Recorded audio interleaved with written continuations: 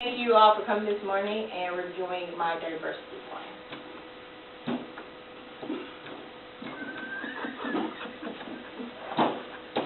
Go up a little bit, please.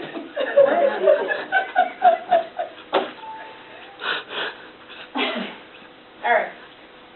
We start here by defining diversity. Everyone has a different definition of diversity. These are definitions from my group. And my definition is, I see diversity as a tossed salad. The ingredients of the salad represent different cultures. Each ingredient is unique in its own special way. By putting these ingredients together, we make something different, but at the same time, you keep your base taste and form. Just like with cultures, we all come together. We may learn different things and do different things, but at the end of the day, we still have our basic foundations of diversity. This is a chart of the diversity here at ABME. 74% of our students are white or non-Hispanic, 15% are Black or African American, 7% are Hispanic and Latino, 3% are 2 or more races, and we have less than 1% for Native Hawaiian or American Indian. This slide shows our ethnicity for males and females.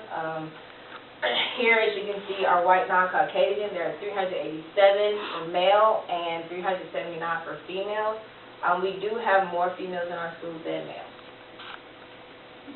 This is our chart showing our students who receive free or reduced lunch.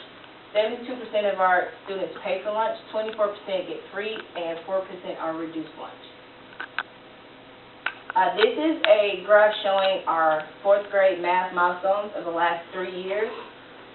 Going by all the students, this is our females, males, Black or non-Hispanic, Hispanic, white non-Hispanic, and our special education.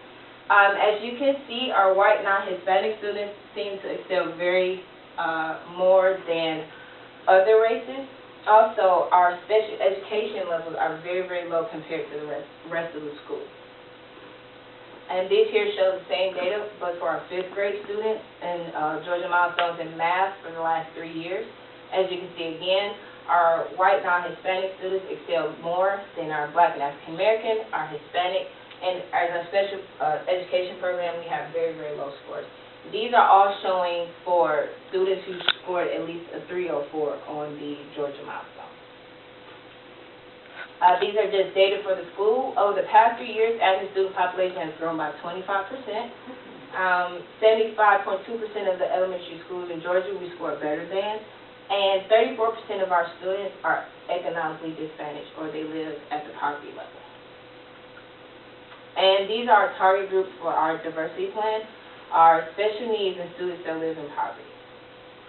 These are our goals for our plan. We want to increase motivations for students in poverty, give them something to look forward to in school, promote stronger teacher-student relationships. It is shown that with students in poverty, having that close connection with the students can help increase with test scores, motivation, self-confidence, and other areas. We want to promote and encourage all ethnicities and races in the schools, enroll more students of socioeconomic classes, meaning mixing everyone together. So having students of wealth, middle class, and poverty all come to want to learn from each other. And also we want to increase the reading of vocabulary in our students in poverty. These are specific goals that we have for our special needs students. Increase motivation. We can offer incentives for attaining certain milestones.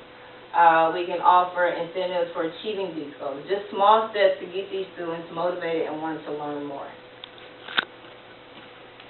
And these are activities to go throughout school-wide to celebrate diversity. One suggestion is having show and tell in your classroom where students bring in something of their culture or race that represents them. And you can do it, even if it's just 3 minutes out of the day for one student, it gives that student something to look forward to, their moment to shine, and, just for that moment. Also, we can have a cultural school talent show, including staff members, where they can go and present and perform songs or music or have a tasting with certain foods or elements of their culture that can share with the school. Have a diversity month. each month of the school year, pick a different culture to represent and celebrate that culture. And to promote student relationships, we do have the watchdogs, but we can also have the watchdogs do a little something more, rather it be after-school programs for males, you know, rather they teach them how to be gentlemen or teach them how to just be better citizens of our community. And that concludes our presentation. Thank you.